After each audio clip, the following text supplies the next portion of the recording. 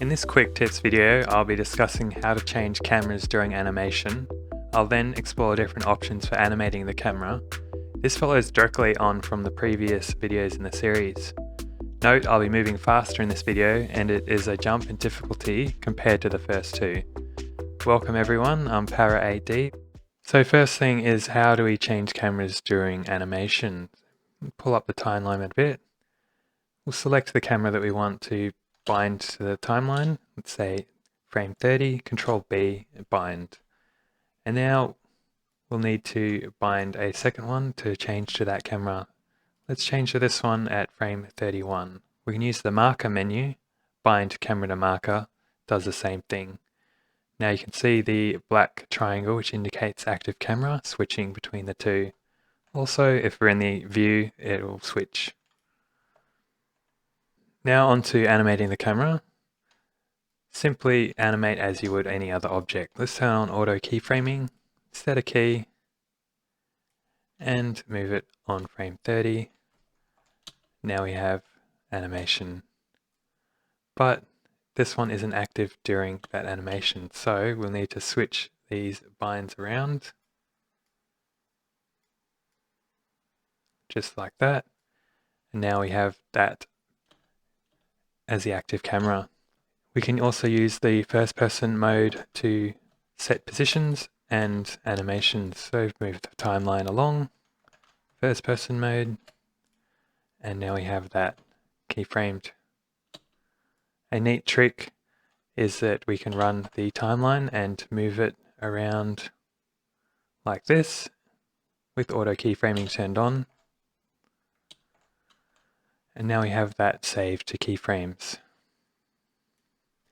However, you can see how jerky it is. We can smooth that right out. Jump into the animation tab. Make sure you have the right camera selected.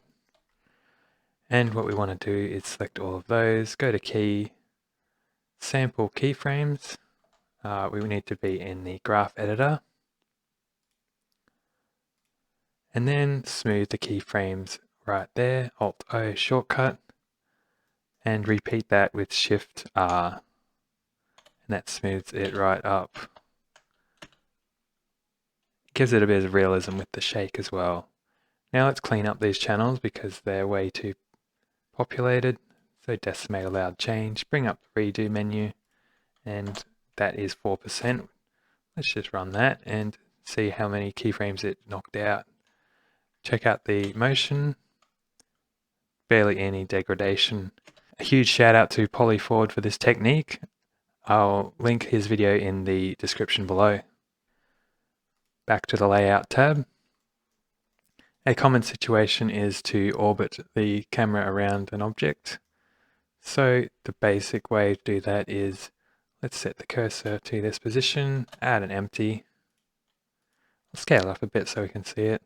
Select the camera you want, but we have to make the empty the active object so that when we Control P parent it, it's now tied to that empty. You can see we can spin this, so it's simply a matter of keyframing that. Now I've got a rogue keyframe here, probably from scaling. Let's just delete it. Let's bring it to frame 60, insert with I, rotation, bring it up to where you want it, RZ, 360 degrees, and auto keyframing has put that in for me. Now we have our orbit. There is a built-in add-on within Blender that does this for us, so F4, Preferences, Add-ons, search for camera, and then enable turnaround camera. That is accessed in the N panel under Animate, and here it is. So have a play around with that to get the turnaround effect. Of course, we can follow a path as well, and if we add a circle, we can scale that up, and we can have our camera follow this as well. So let's set that up. I'm going to add in a new camera to work with. Now a big gotcha is everything needs to be from the origin. So for this circle, Control A, all transforms. And now this camera also has to be at the origin. So Alt G and R just to reset that. Now I'm having trouble seeing it, so let's just hide everything except our two objects of interest. Alright, so select the camera, go to constraints, and let's add a follow path. Select that curve, and now it's snapped to the edge. Let's run that and see what happens. Nothing. And that is because we haven't animated it. What you can do is animate the offset, but that is a bit too manual and tedious. We don't need to do that. What you can do is click Animate Path. Now, where are these animate options? They are within the Bezier curve, so select that, go to the Curve tab, scroll down to Path Animations, and here it is. So you can see that it evaluates from 100 frames. That's basically the speed, and evaluation time is actually evaluation frames. So if we clamp that, it's only going to run from 0 to 100, and if we don't, then it's basically looping. And let's just adjust our camera so that it's correctly orientated. What we can do is set the follow. That means it'll always look along the path. Let's just get this up like so. And I've animated that, so let's just delete the camera keyframes. Now I'm having trouble with the follow thing. It's not working as I'd expect. Maybe it's under the camera constraint. Let's turn on follow path there. And you can see it's always orientated along the curve. Now, what about if we want it to point at the center as we're spinning around? Well, I would just use my add-on, which you can get from Gumroad. Bring up the end panel, overdrive tools, track new to new empty, and now we have the camera focusing on this object. And that can be set up manually as per my last video.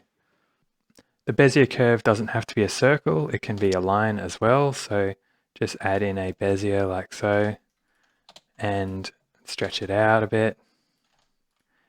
Control right click to add new points, and let's add another camera to follow this curve.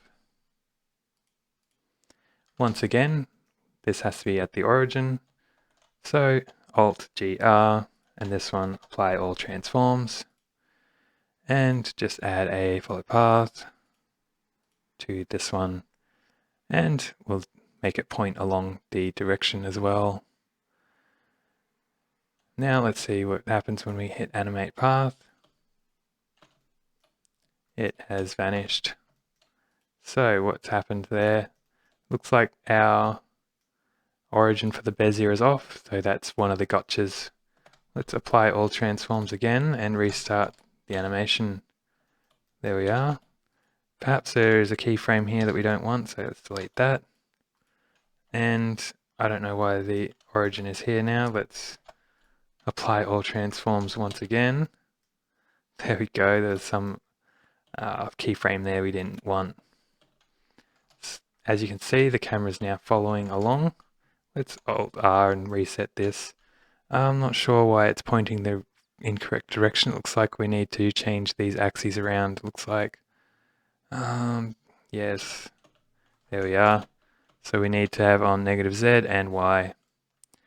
Now watch it come around.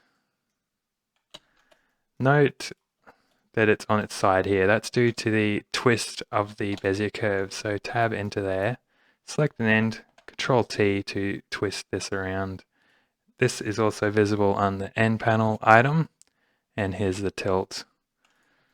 And if you watch the camera movement, it can be quite jerky. What you can do is bake it to keyframes and then smooth it as we did earlier. So I'm going to select that, F3 search for bake action, and we need to do visual keying. Let's clear constraints when it's done. 250 frames is fine. I think it only runs for 100 frames, so that's fine. Now we have that keyframed and we can smooth it out in our graph editor. So make sure it's all selected again, sample keyframes, smooth keyframes. Let's repeat that a few times and see what we're working with. And that just smoothed it out nicely. And look at it go, just still evaluating after the frame 100. That's when you'd want to enable clamp to stop it from flying off. Alright, so if you want to add more realism to your scene by using realistic rigs, such as a dolly or a crane rig, they are built into Blender. So F4, Preferences, Add-ons, Camera, and then add the camera rigs. Now, when we go to an Add menu, under Camera we see these extra options. So those are pre-built rigs for us based on a skeleton. So we would need to use Pose Mode for these. And once again, you want to keyframe your start position, lock rot, bring it forward a bit, and if we just want to dolly zoom in a bit, and let's move over like so, then we have that movement. I want to have a look at that, but we aren't on that camera, and that's because we still have these binds here. So to view this camera during that movement, we need to bind it, a fresh bind there. So you'll see that it snaps to it, and we have that nicely set up. So check out the crane rig if that's what you're after as well. I want to add camera shake to my scenes. Of course, that can be done in post, but within Blender is totally possible as well. I'll just show you how to do that quickly. We have all these objects here still, but I'll just clean that up. Let's add in a fresh camera to work with. And for this method, we'll need to add at least the rotation because we're going to use drivers. So jump into the animation tab. You have to click on this channel here. Now we can bring up the end panel, go to modifiers and add a noise. We're way too far zoomed out, so hit home to zoom into our... Alrighty, and now if we play that back, it's just going nuts. So let's bring the scale down a bit. Oops, sorry, no, we have to go up. We have to bring the strength down. That scale. And you just work it until you find something that you like. You can also go the manual approach, which is a bit dodgy, but let's have a look at it.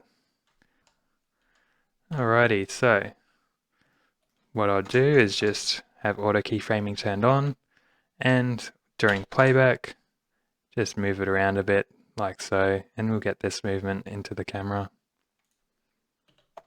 And let's see how that turned out. There you are. This concludes my mini series on Blender viewport navigation and camera control.